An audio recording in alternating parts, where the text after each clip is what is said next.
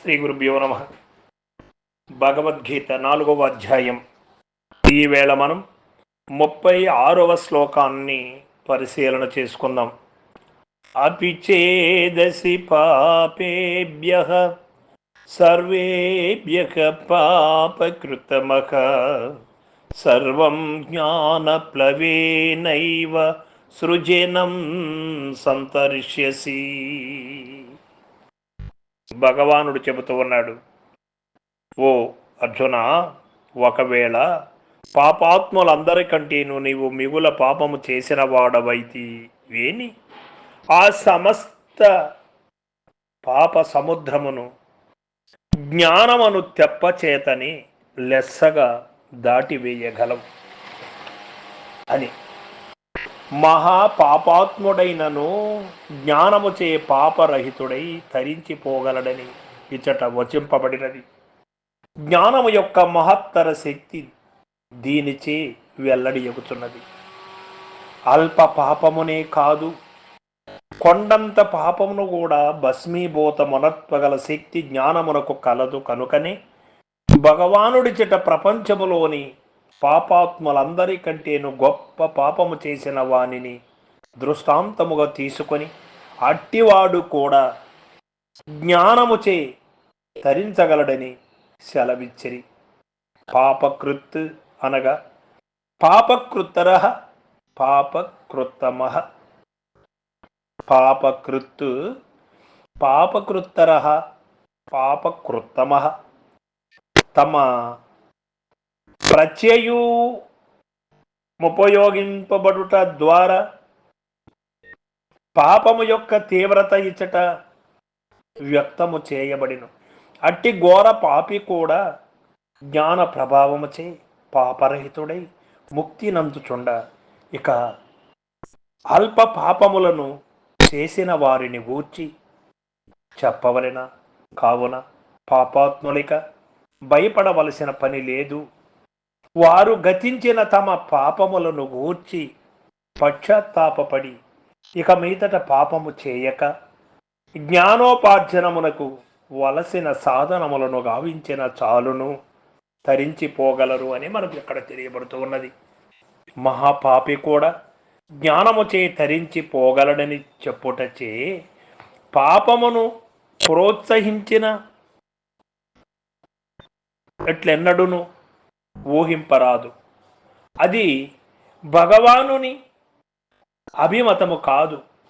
ఇదివరలో అజ్ఞానవశమున పాపములను చేసియున్నను ఇక మీదట అట్లు చేయక జ్ఞాన సంపాదనము గావించినచు ముక్తుడగునని చెప్పబడినది. కానీ జ్ఞానోత్కర్షత్వమును చాటుటయే ఈ శ్లోకము యొక్క ఆంతర్యము. కావున ఇక పాపాత్ములు దిగులు నందవలసిన పని లేదు.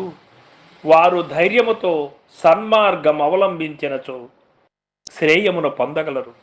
సముద్రం ఎంత విశాలముగా నున్నప్పటికీ ఒక చిన్న తెప్పచే దానినంతను దాటివేయవచ్చును కదా. అట్లి పాప సముద్రం ఎంత అగాధముగా నున్నప్పటికీ జ్ఞానమును తెప్పచే అది లెస్సగా దాటివేయగలరు.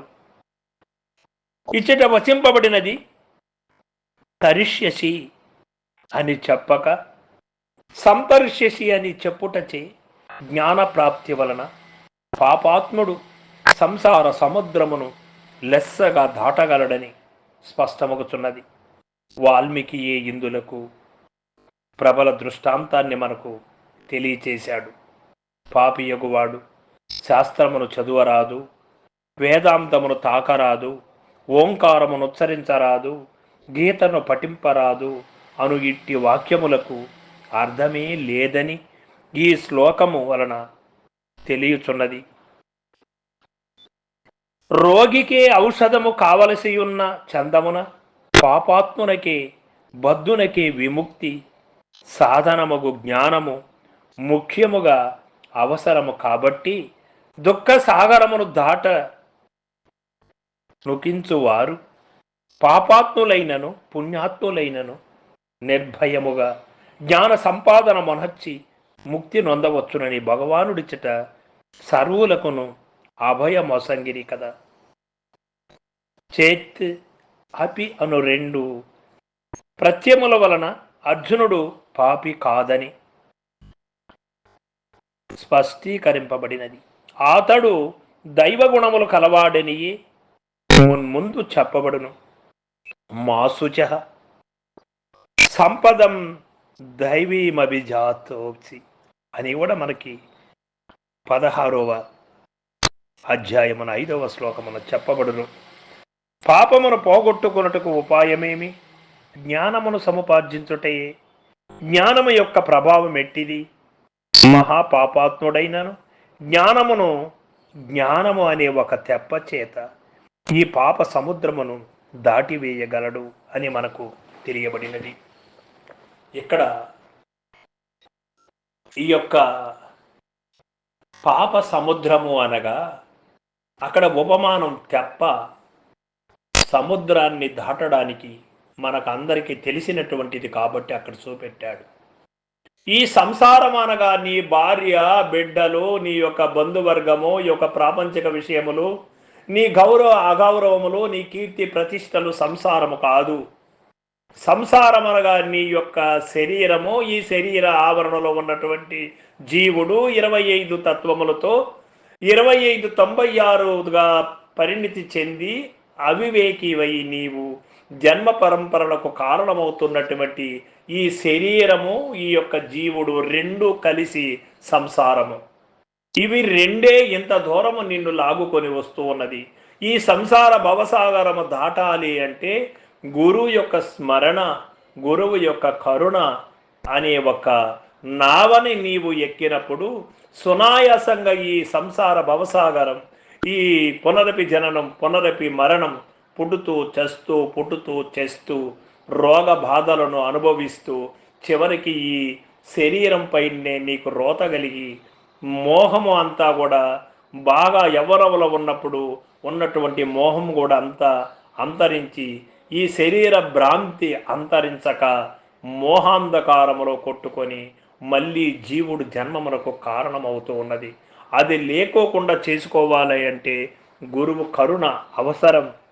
గురువు కరుణ ఉన్నప్పుడు నీకు సునాయాసంగా ఈ యొక్క శరీరం, ఈ యొక్క క్షేత్రము యొక్క భవసాగరాన్ని సునాయాసంగా దాటవచ్చు అని మనకు తెలియబడుతూ ఉంది. సర్వం సద్గురు పాదార్పణమస్తు. జై గురుదేవ.